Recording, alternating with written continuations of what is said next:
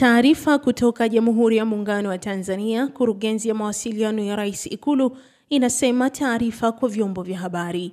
Rais wa Jamhuri ya Muungano wa Tanzania, Mheshimiwa Dr. Samia Suluhu Hassan, amefanya uteuzi wa viongozi mbalimbali kwa mujibu wa taarifa iliyotolewa na Katibu Mkuu Kiongozi Balozi Dr. Moses Kusiluka. Uteuzi huo ni kama ifuatavyo.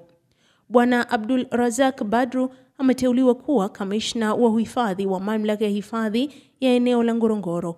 Kabla ya uteuzi huu, Bwana Badru alikuwa mkurugenzi mkuu wa Mfuko wa Hifadhi ya Jamii kwa Watumishi wa Umma, yani PSSF. Anachukua nafasi ya Dr. Elirehema Joshua Dorie ambaye uteuzi wake umetenguliwa.